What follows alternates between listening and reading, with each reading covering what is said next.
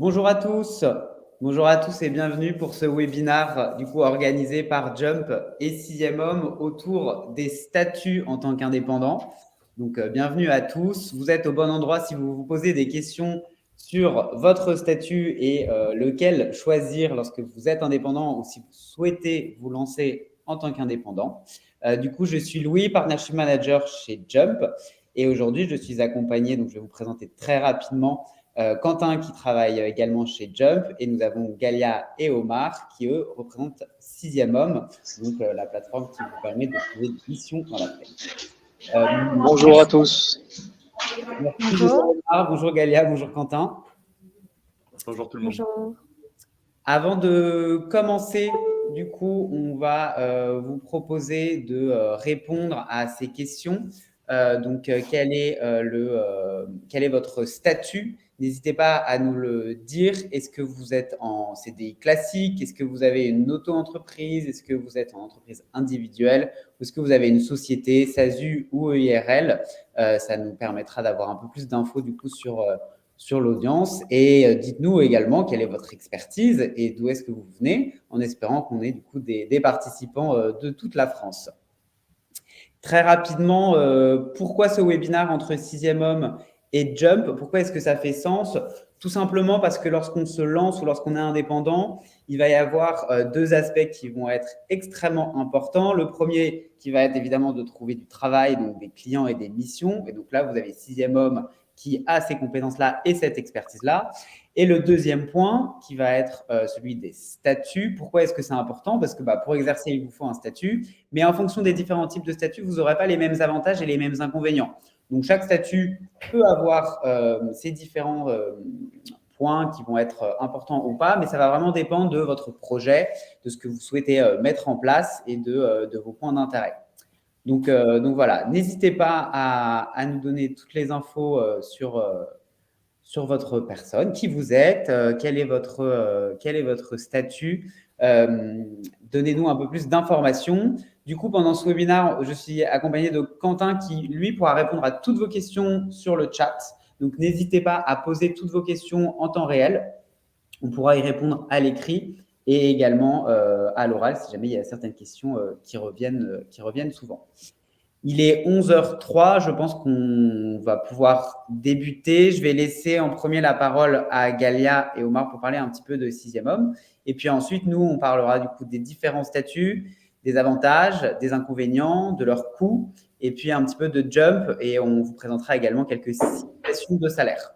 Galia, à toi. Super, ok. Bonjour à tous et puis merci aux participants qui sont connectés. Donc, je pense qu'on va commencer par présenter rapidement Sixième Homme, pour ceux qui nous ne connaissent pas encore. Donc, on est une plateforme qui met en relation des consultants freelance avec des cabinets de conseil, mais aussi des clients finaux. Notre mission est d'accompagner les consultants indépendants à rencontrer des cabinets de conseil et des entreprises pour trouver les meilleures missions, mais aussi pour rencontrer d'autres consultants, tout comme eux, avec qui collaborer et grandir. Donc, on intervient sur 6 domaines d'expertise, donc le conseil en DSI, la stratégie, l'innovation, finance et banque, digital agilité, conseil opérationnel et tous les métiers de la data. Donc, en termes de chiffres, aujourd'hui, on compte plus de 1100 membres. Et on est à quasi-parité avec 58% d'hommes, 42% de femmes, voire même un peu plus de femmes actuellement. Donc voilà, et on a une croissance mensuelle entre 40 et 50%. Donc, je laisse la parole à Omar, notre fondateur. Yes, merci Alia pour la présentation et merci à nos amis de Jump qui nous ont accueillis pour ce webinaire. Donc, pour rentrer un peu plus en détail sur Sixième Homme, on travaille nous principalement avec ce qu'on va appeler les directions de systèmes d'information, donc les DSI, les Digital Factory, les directions marketing, mais surtout sur des missions orientées conseil. Donc, on fait un peu de tech, mais c'est pas notre cœur de métier. Notre cœur de métier, ça va être plus du conseil en orga, management, transformation IT, SEO advisory, transfert digital, etc. Comme disait Galia, on a beaucoup de cabinets de conseil partenaires, exemple Price, SIA Partner, Stanwell, parce que il se trouve qu'ils ont les meilleures missions de conseil et donc le fait de les avoir comme partenaires, ça nous permet d'offrir à nos consultants les meilleures missions. Mais on travaille aussi directement avec des DSI ou des Digital Factory de grands groupes en direct comme Veolia, Total Energy, Leroy Merlin, LVMH.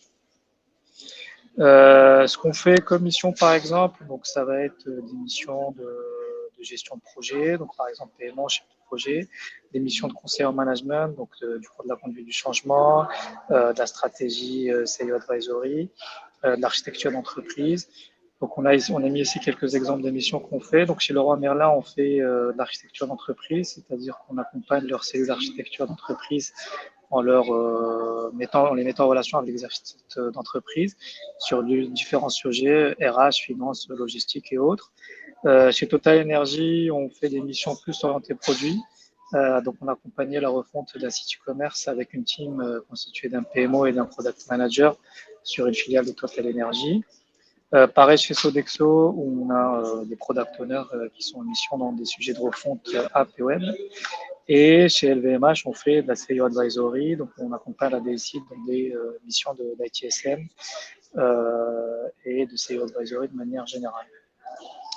Donc voilà, tout ça pour vous dire qu'on est une plateforme qui accompagne les cabinets de conseil, qui accompagne les consultants à trouver la meilleure mission et qui aussi propose des services à travers des partenaires comme Jump, notamment pour les consultants qui sont intéressés par le portage salarial. Et du coup, on a souhaité organiser ce webinaire pour échanger, accompagner au mieux, en tout cas expliquer au mieux aux consultants quels sont les meilleurs statuts. Ça a l'air simple sur le papier, mais je pense qu'il y a beaucoup de choses à connaître.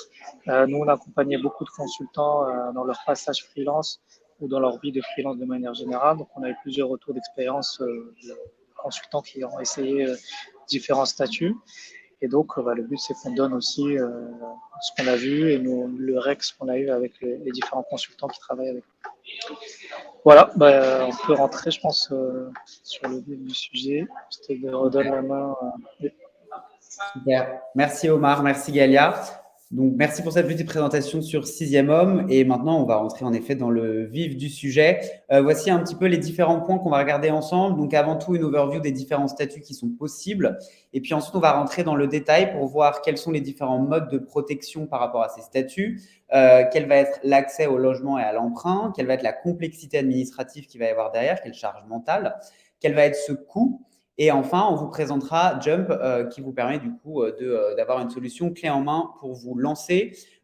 Pourquoi est-ce que c'est important de bien choisir son statut? On l'a dit déjà en introduction parce que donc, vous avez besoin de trouver des missions et d'avoir un statut. Mais le choix du statut, c'est une étape qui est clé parce qu'il va déterminer quelle va être votre protection. Il va déterminer quelle sera votre facilité d'accès à l'emprunt. Il va déterminer aussi le temps que vous allez passer à gérer toutes vos obligations administratives et comptables.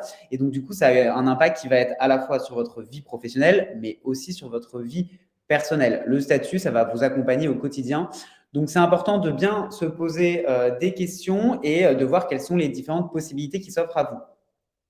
Avant toute chose, il faut savoir que vous allez avoir 3 grandes catégories de statut. La première qui va être donc un statut qui est proposé par des employeurs, donc le portage salarial ou la coopérative. Dans le cadre du portage, en fait, c'est un indépendant qui passe par une société tierce avec qui il a un contrat de travail qui lui permet du coup de collecter son chiffre d'affaires à travers la boîte de portage pour ensuite le transformer en salaire.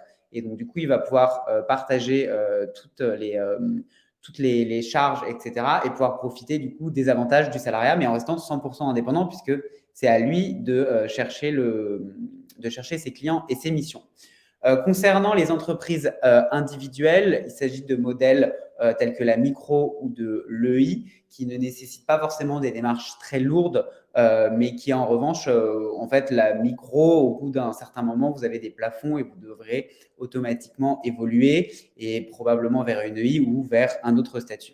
Et enfin, la dernière grande catégorie, les différentes sociétés, donc URL, SASU, etc., où là, on est dans une autre catégorie et on va principalement aller sur des sociétés. Si vous avez pour ambition de développer plutôt un projet à grande échelle, entre guillemets, c'est-à-dire que vous avez un produit que vous voulez développer, vous allez vouloir collaborer, employer des personnes pour développer votre business, que ce soit un service ou un produit. Et dans ce cas-là, en effet, les sociétés vont être les statuts les plus intéressants.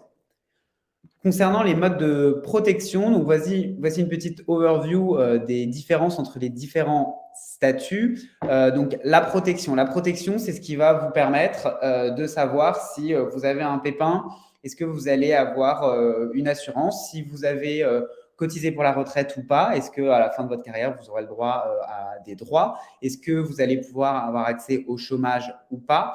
Donc cette overview, on va la regarder un petit peu. Concernant le portage et les coopératives, ce sont les modèles les plus protecteurs, puisque vous allez avoir les mêmes droits que les salariés. Donc, les mêmes droits que les salariés, ça veut dire que vous allez pouvoir ouvrir vos droits au chômage si besoin, si jamais vous avez une baisse d'activité ou si jamais vous souhaitez changer d'activité. Vous allez pouvoir, dans certains cas, ouvrir vos droits au chômage. Concernant la retraite, vous cotisez à la même caisse de retraite que n'importe quel salarié cadre et donc du coup, vous allez avoir les mêmes droits. On pourra potentiellement ajouter un peu plus d'informations dans les jours qui viennent avec la réforme, mais en tout cas, c'est important de savoir que vous avez les mêmes droits et que vous n'avez pas besoin de faire appel à une caisse de retraite privée à côté, puisque vous êtes en fait dans le système global français du système de retraite. Concernant la mutuelle, elle va être obligatoire, tout comme l'assurance pro, mais ces deux dernières vont être proposées par l'entreprise de portage et donc généralement, vous avez des prix qui sont beaucoup plus intéressants que si vous passiez, vous, en tant qu'individu, auprès d'autres entreprises qui vont vous fournir une mutuelle ou une assurance RC Pro.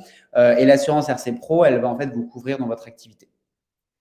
Enfin, un dernier point qui est important concernant la protection du patrimoine personnel. En fait, comme vous ne créez pas d'entité, mais vous allez rejoindre une entité déjà existante, ça ne vient pas du tout engager votre patrimoine personnel. Donc là-dessus, il n'y a pas de souci à se faire.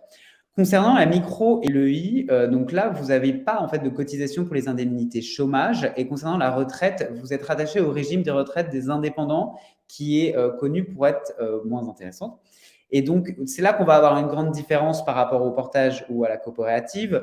C'est que, par exemple, sur le chômage, vous allez avoir droit à quelque chose qu'on appelle l'allocation des travailleurs indépendants, l'ATI, mais qui représente 26 € par jour et 800 € par mois pendant maximum 6 mois. Et il faut répondre à certains critères.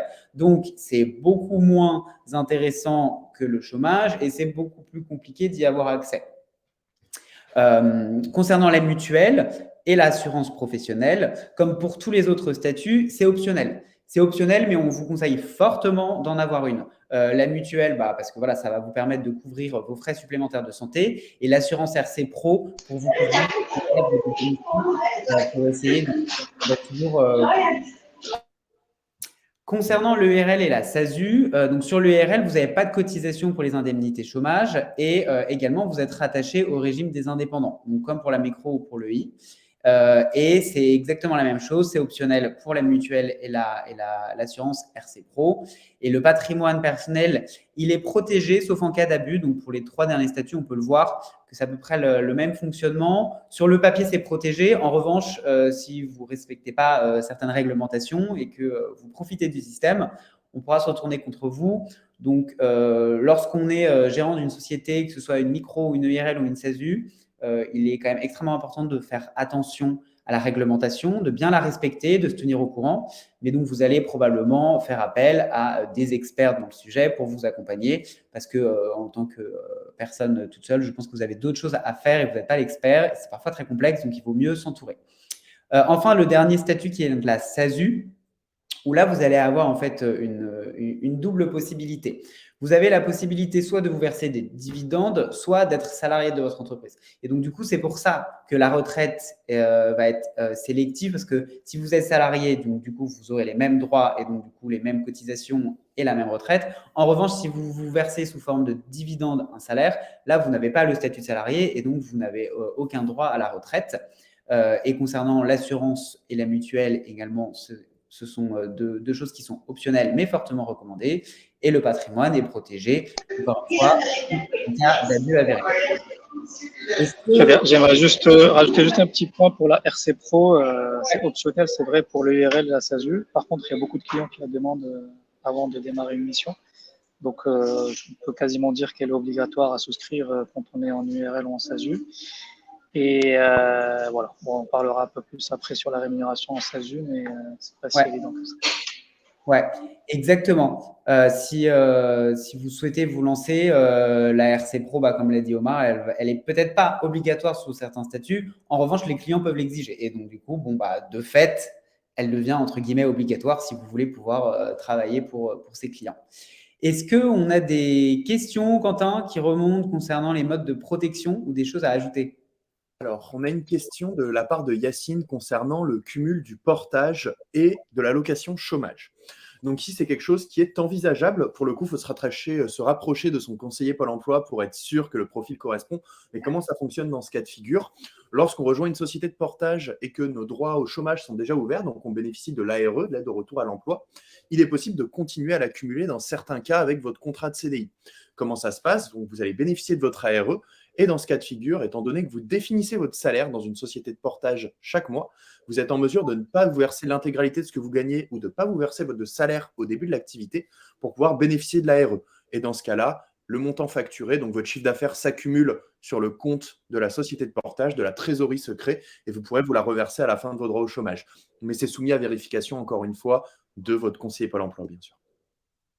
Super. Je voudrais rebondir sur un dernier point, c'était concernant les modes de protection. Il faut garder en tête qu'il y a deux types de rattachement. On est soit rattaché au régime général, donc c'est le régime concrètement des salariés, et le régime des indépendants que Louis a mentionné, qui est beaucoup moins avantageux en termes de retraite et en termes de chômage parce qu'il n'y a pas d'allocation chômage. Super. Merci, Quentin. Et du coup, on va passer au point suivant qui est l'accès au logement et à l'emprunt. Pourquoi est-ce que c'est important lorsqu'on a des projets professionnels en tant qu'indépendant, on met souvent de côté ces projets personnels parce que c'est beaucoup plus compliqué de pouvoir les mettre à exécution. Donc, par exemple, là, sur l'accès au logement ou l'accès à l'emprunt, la grande différence, et c'est aussi un avantage du portage de la coopérative, c'est que l'accès au logement va être beaucoup plus simple puisque vous êtes en contrat CDI, que vous allez avoir des fiches de paye et donc du coup, vous allez pouvoir proposer vos 3 fiches de paye avec un salaire que vous pouvez même lisser en fonction du chiffre d'affaires que vous avez généré. Et donc, c'est beaucoup plus simple pour avoir accès au logement. En revanche, c'est beaucoup plus compliqué lorsqu'on a un autre statut puisque les demandes légales, et malheureusement, c'est comme ça que le marché fonctionne, les agents immobiliers vont vous demander contrat de travail, fiche de paye, etc. Donc, ça simplifie les choses et ça simplifie notamment les choses concernant l'accès à l'emprunt, puisque les banques ne vont pas vous demander 3 bilans comptables à fournir en portage, mais 3 fiches de paye qui peuvent suffire.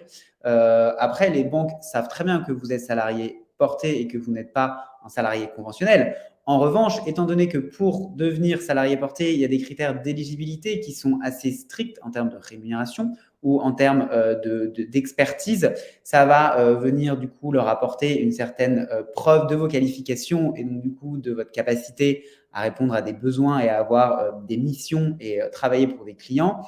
Et vous avez également du coup les cotisations qui prouvent à la banque que si jamais vous vous retrouvez sans activité pendant un certain temps, vous aurez le chômage ou si vous partez, si vous êtes en milieu fin de carrière, vous aurez la retraite in fine. Donc voilà, ce sont des points qui rassurent et qui du coup permettent aujourd'hui de faciliter grandement les projets perso. Ouais. Je rebondis juste rapidement parce que ça, c'est une erreur que font beaucoup de consultants quand ils choisissent le statut, c'est qu'ils ne prennent pas en considération ce point qui est vraiment très important. Surtout, je rebondis sur la question Yacine, pour les personnes qui ont l'ARE, automatiquement, on va dire 90% d'entre eux, et moi j'en faisais partie, choisissent la SASU parce que ça leur permet de cumuler les ARE avec une entreprise où ils facturent. Et après, on peut se verser des dividendes ou garder sa trésor pour plus tard. Sauf que le problème qui va se poser, c'est que pendant minimum 3 ans, il n'y a plus d'éligibilité allouée, surtout en France, et à emprunter aussi.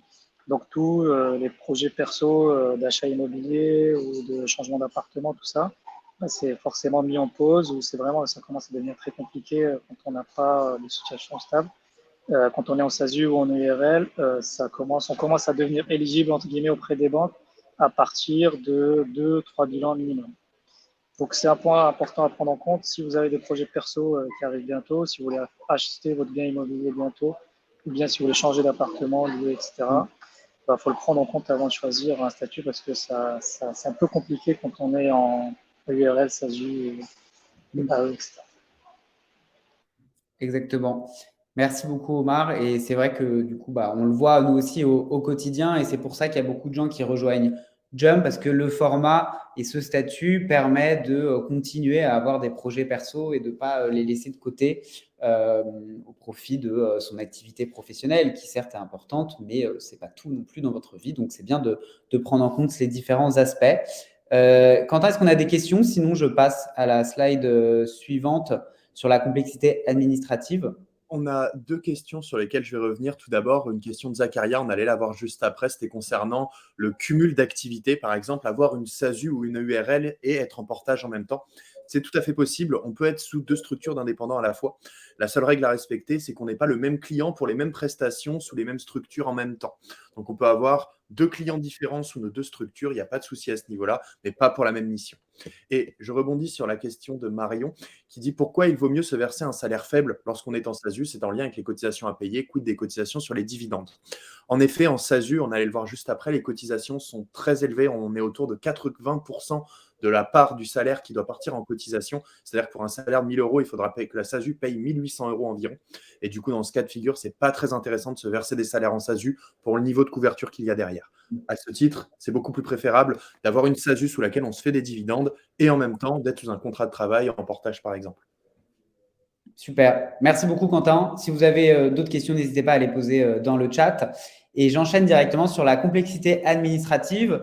Donc, chaque statut ne va pas vous demander les mêmes obligations, que ce soit lorsque vous allez créer votre statut, lorsque vous allez du coup l'utiliser au quotidien et si jamais vous souhaitez le clôturer.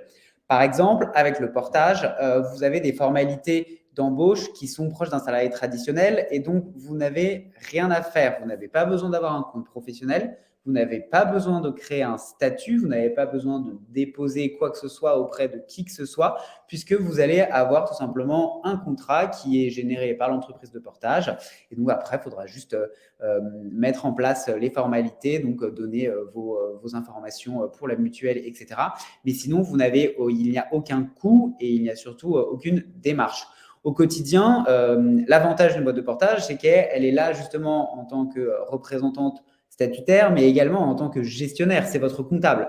C'est la boîte de portage qui va récupérer votre chiffre d'affaires et s'occuper en votre nom de déclarer tout ce qui doit être déclaré et de vous reverser le salaire que vous avez décidé de vous verser en fonction de votre solde qui a été généré. Donc, vous allez pouvoir gérer toute votre activité grâce à votre boîte de portage, que ce soit pour les factures, pour les contrats. Et puis surtout, vous allez avoir au quotidien un accompagnement pour répondre à vos questions, que ce soit sur la facturation, les modalités d'émission, etc., pour répondre et pour vous accompagner au quotidien. En revanche, que ce soit bien clair, vous restez 100% indépendant sur le choix de vos missions, la négociation des modalités de ces missions, etc. C'est à vous de vous en occuper puisque vous êtes indépendant et que c'est votre choix. Mais par contre, toute la charge mentale administrative et comptable est gérée par la boîte de portage. Sur les formalités de clôture, là, c'est extrêmement simple aussi. Ça va dépendre en fonction de est-ce que vous êtes encore en période d'essai dans le contrat ou est-ce que vous avez terminé votre période d'essai. Mais c'est très simple de clôturer du coup votre contrat. C'est un contrat de travail, donc vous avez le droit d'y mettre fin quand vous le souhaitez. Il n'y a aucune obligation. Si vous souhaitez mettre fin à ce contrat, vous pouvez. Concernant la micro et l'EI, ce sont des statuts qui sont aussi extrêmement simples en termes de création. Les formalités vont être très faciles et elles vont être gratuites. En revanche, sur les formalités quotidiennes, et ça va surtout être en fonction des plafonds de chiffre d'affaires que vous allez dépasser ou pas, vous allez avoir des obligations, donc notamment de gérer votre TVA au bout d'un certain seuil, et vous allez avoir besoin de faire appel à une structure pour vous accompagner sur la gestion des factures, pour déclarer et régler vos cotisations. Et lorsque vous passez du coup de micro à EI, là, vous allez avoir une gestion comptable qui est beaucoup plus poussée et où du coup, il faut impérativement, en tout cas, c'est fortement conseillé de passer par des experts pour vous accompagner. Sur les formalités de clôture, c'est simple et gratuit. Donc là, il n'y a pas de souci aussi. Si aujourd'hui, vous avez une micro ou une EI et vous souhaitez la quitter, c'est facile. Ou si vous souhaitez vous engager sur ce statut-là et que finalement, ça ne correspondra pas à vos attentes, vous pourrez également quitter ce statut de manière assez simple. Enfin, l'EURL et la SASU. Donc là, on est un peu dans la cour des grands, entre guillemets, sur la partie administrative, puisque non seulement les formalités à l'entrée vont être beaucoup plus lourdes, mais vous allez surtout avoir des obligations de gestion au quotidien qui vont être beaucoup plus importantes, avec des obligations de comptabilité détaillées, des formalités légales de gestion du salaire, et puis il va falloir, dans sa création, mettre en avant des frais, puisque vous avez un délai qui est de 48 heures lorsqu'on crée son URL, mais vous allez surtout avoir des frais de création d'à peu près 400 € minimum.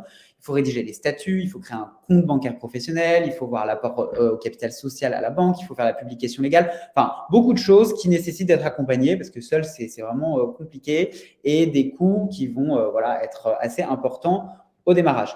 Les formalités au quotidien qui sont également lourdes puisque légalement, vous avez des obligations que vous n'avez pas sur les autres statuts. Et concernant la formalité de clôture, elles sont aussi lourdes et coûteuses.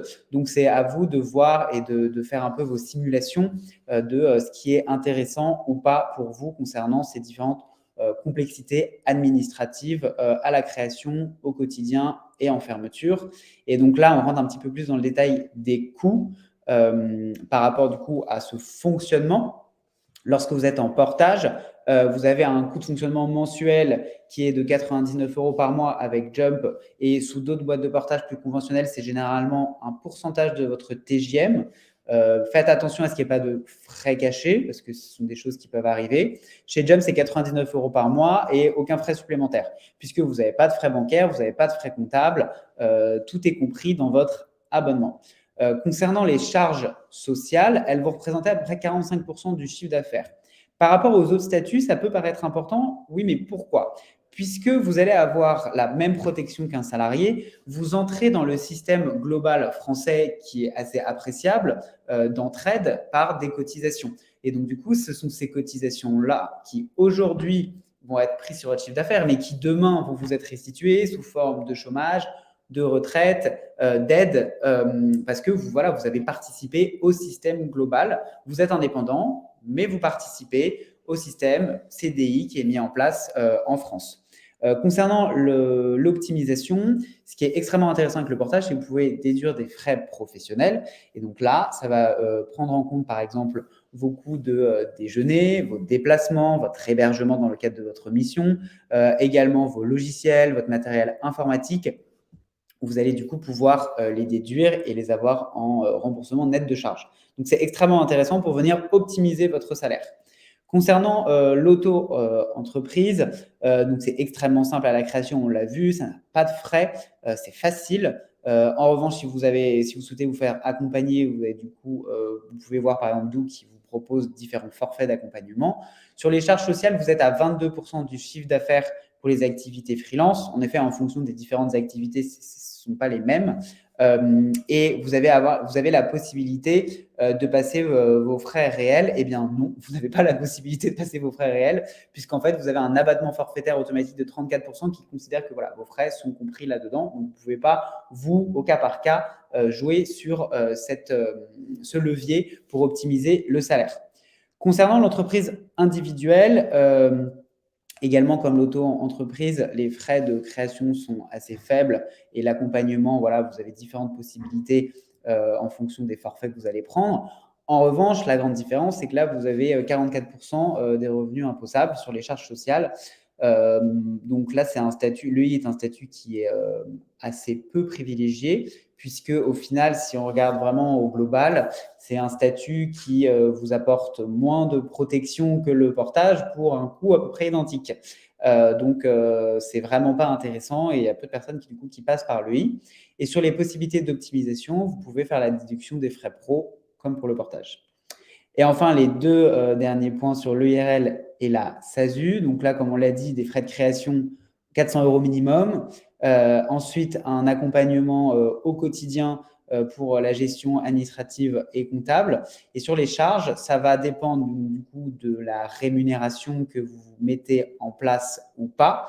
Et vous avez dans les deux cas la possibilité de déduire vos frais professionnels. Est-ce que sur le coût de chaque statut ou sur la complexité administrative, est-ce qu'on a des questions, Quentin, ou est-ce que tu souhaites ajouter des précisions sur ce qui a été présenté ? Non, pour le coup, on n'a pas de questions pour le moment. N'hésitez pas dans le chat et à ajouter, pas nécessairement pour ceux qui ne seraient pas vraiment familiers avec les frais professionnels rapidement. C'est toutes les dépenses qui sont nécessaires à votre activité et l'intérêt, du moins en portage, c'est qu'elles sont exonérées de charges et d'impôts et pour l'EURL et la SASU, par exemple, on dit en général: «Je fais passer les dépenses sur la boîte», donc on les paye avec la carte de l'entreprise. Donc quel est l'intérêt? C'est concrètement d'avoir une exonération de charges et d'impôts sur le montant des dépenses et de récupérer une partie de celle-ci. Et rapidement, pour vous situer sur les frais pro acceptés, en général, c'est tout ce qui touche au déplacement, au repas, donc les frais de bouche, les repas du midi, les repas d'affaires. Et enfin, tout ce qui est dépenses courantes, comme facture d'Internet, facture de téléphone, des abonnements pour des logiciels, la location d'un coworking, ce genre de choses. Super, merci Quentin. Petit récapitulatif qu'on va regarder rapidement en fonction donc, des points forts et des points faibles. À vous de vous poser les bonnes questions. Est-ce que votre objectif, c'est de pouvoir créer une entreprise où vous allez pouvoir employer des collaborateurs ou pas? Est-ce que vous êtes uniquement, vous, en tant que prestataire de services intellectuels? Et donc, du coup, là, vous n'avez pas besoin de faire appel à forcément des statuts très lourds et avec une complexité administrative importante. Est-ce que vous souhaitez une grande sécurité? Est-ce que vous avez des projets personnels ou pas dans les années à venir? Est-ce que vous souhaitez juste maximiser vos revenus parce que vous avez un besoin de cash, si je peux me permettre, assez imminent? Donc voilà, à vous de voir quelles sont les différentes possibilités. L'important, c'est de bien se renseigner à la fois à travers des experts et des entreprises qui vous accompagnent sur ces différents statuts, à la fois autour du coup de personnes qui sont passées avant vous par ce même cheminement. Donc, n'hésitez pas à demander des recommandations ou des conseils auprès de vos pairs et de tous les autres indépendants qui pourront du coup vous accompagner. Et puis, n'hésitez pas à vous renseigner aussi sur Internet. On organise, nous, des webinars, vous avez des livres blancs sur les différents statuts, sur comprendre son salaire. Enfin, voilà, c'est important de bien se renseigner avant de se lancer. Si on n'a pas de questions d'ici là, je vais juste vous présenter rapidement pourquoi est-ce que Jump vient un peu révolutionner le portage salarial et concrètement quels vont être les avantages de ce statut, puisqu'aujourd'hui nous on considère que Jump est un statut à part entière. Vous allez avoir la même protection qu'un salarié, puisque vous n'avez pas de structure juridique à monter, mais pourtant vous avez la mutuelle, la prévoyance et la RC Pro. Vous avez le contrat en CDI qui va vous permettre d'avoir vos fiches de paye.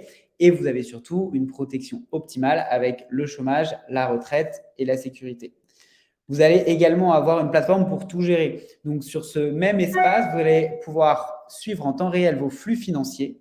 Vous allez pouvoir facturer, vous allez pouvoir encaisser, vous allez pouvoir gérer vos frais et vous allez pouvoir chaque mois choisir votre salaire qui, du coup, ensuite vous sera versé sur votre compte personnel. Donc, c'est vraiment comme si vous aviez un outil RH intégré. Les frais professionnels, je ne vais pas revenir dessus parce qu'on en a déjà parlé, mais voilà, l'hôtel, transport, services, équipement, ça va vous permettre d'optimiser votre salaire. Enfin, chez Jump, l'important aussi, c'est l'accompagnement. Donc, en fonction des différents acteurs, vous n'allez pas avoir le même accompagnement. Chez nous, vous allez avoir un conseiller qui vous sera dédié, qui vous permettra du coup de vous accompagner au quotidien. Si vous avez des questions, si vous souhaitez lancer dans de nouveaux projets, il pourra vous répondre par email, par chat ou par téléphone et il va vous accompagner donc au quotidien. Et il vous accompagnera aussi sur vos projets de vie personnelle, puisque nous avons également des partenaires sur l'accès à l'emprunt, à la location, etc., qui connaissent du coup le statut Jump et qui vont pouvoir optimiser et tout mettre en place pour maximiser vos chances de voir vos projets aboutir. Donc concrètement, pour 99 € par mois, il y aura 0 commission. Vous allez avoir un outil pour tout gérer. Vous allez avoir le meilleur des deux mondes puisque vous serez 100% indépendant, mais vous aurez les avantages d'un CDI. Et donc, en fait, on vient aujourd'hui proposer une solution qui est logique, qui est simple et qui est transparente. Transparente pourquoi? Parce que vous n'aurez pas de frais supplémentaires. Simple parce que c'est digital et en même temps, vous êtes accompagné au quotidien. Et logique, tout simplement parce que c'est le modèle qui a été réinventé pour pouvoir donner l'opportunité à n'importe quel indépendant ou indépendant en devenir de se lancer sans perdre les avantages qu'il a eu par le passé ou sans devoir faire le choix entre est-ce que je vais en CDI pour avoir une protection ou est-ce que je suis mon rêve d'être indépendant et de changer de client tous les 6-12 mois et donc de pouvoir se lancer sereinement et avec la protection optimale. Petit point rapide sur le salaire, parce que c'est important aussi de voir qu'est-ce que vous allez avoir in fine en fonction du chiffre d'affaires que vous allez générer. À ce propos, les simulations, vous pouvez les faire en direct avec Quentin lors d'un rendez-vous où il va pouvoir du coup vous poser des questions un peu plus précises pour avoir un retour du revenu global qui sera beaucoup plus précis. Par exemple, quels frais vous voulez mettre, est-ce qu'il y a une mutuelle pour vous, pour votre compagne ou votre compagnon ou pour vos enfants. Voilà, prendre tout ça en compte pour vous faire vraiment des simulations très précises. Là, petit point, en fait, notamment pour vous montrer comment est-ce que les frais professionnels vous permettent d'optimiser votre salaire, puisque dans la première colonne, vous avez des frais pro récupérés qui sont de 250 €, alors que dans la seconde, ils sont de 1500 €. Comment est-ce que ça se passe?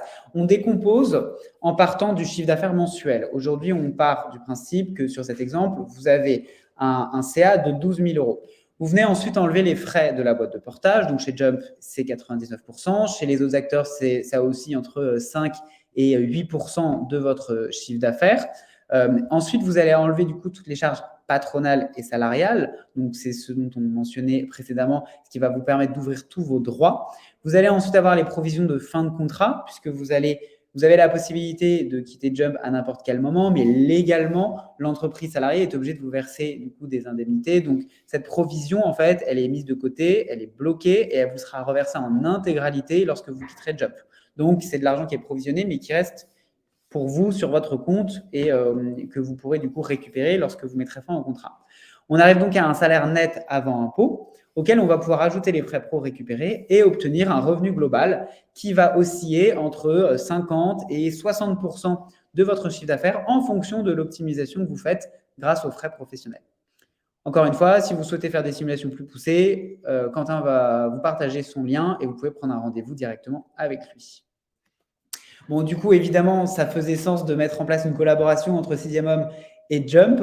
Donc aujourd'hui, c'est un duo qui va vous permettre à la fois de trouver des clients et à la fois d'avoir un statut avec la protection et les avantages tout en restant indépendant. Donc on a un petit partenariat qui vous permet également d'avoir des prix préférentiels chez Jump si vous venez de 6e Homme. Donc n'hésitez pas à prendre rendez-vous avec 6e Homme ou avec Jump, à nous faire savoir que vous venez de la part de 6e Homme. Parce que du coup, vous pourrez avoir le prix préférentiel avec les 3 premiers mois à 69 € au lieu de 99 €. Est-ce que vous avez des questions? Merci à tous du coup pour votre écoute. Et Quentin, si on a des questions, je te laisse la parole. Alors, on n'a plus de questions. On a eu pas mal dans le chat. J'ai pu en traiter la plupart. Mais merci pour la participation de tout le monde et c'était très instructif. Et j'espère avoir répondu à toutes les questions. Écoutez, merci Omar. Petit mot de la fin. Merci à vous de nous avoir accueillis pour ce webinaire. Donc, on était content de partager avec vous aussi notre point de vue et ce qu'on a appris en accompagnant tous ces consultants. Et comme tu l'as dit, n'hésitez pas à prendre contact avec nous au 6e Homme ou avec Jump directement si vous voulez en savoir plus, si vous avez des questions ou si vous voulez qu'on discute un peu plus en détail. Galia et moi, on est disponibles quand vous voulez. Super. Merci beaucoup. Merci Omar. Merci Galia. Merci Quentin. Merci Louis. Merci Quentin. Merci à vous. On a une dernière question. Si tu peux revenir sur le slide précédent, Louis, s'il te plaît, sur les simulations. Alors, voilà, parfait. Yacine nous demande pourquoi cette différence de charge salariale. Donc, ici, comme on voit, les charges patronales et salariales sont plus faibles dans la deuxième simulation. La raison, elle est très simple, c'est que les simulations, elles ont été réalisées avec un montant de frais professionnels différent. Dans la deuxième simulation, il y a plus de frais professionnels. Les frais pro étant exonérés de charges et d'impôts, la part de charges exonérée est plus importante, donc on paye moins de charges. C'est le levier d'optimisation en portage salarial, les frais professionnels. Tout simplement. Super. Merci beaucoup, Quentin. J'espère que ça a répondu à la question, mais je pense que c'était extrêmement clair. Vous allez de toute façon recevoir un mail avec le replay et également la page partenaire 6e Homme et Jump où vous retrouverez toutes les informations et à travers laquelle vous pourrez également prendre un rendez-vous avec nous. Donc, n'hésitez pas à nous écrire si besoin ou à prendre un rendez-vous avec 6e Homme ou avec Jump. Merci encore à tous pour votre participation. Merci, Quentin. Omar, Galia, merci beaucoup et puis à très vite. Merci à tous. Merci, à très vite. À bientôt. Au revoir. Au revoir, merci.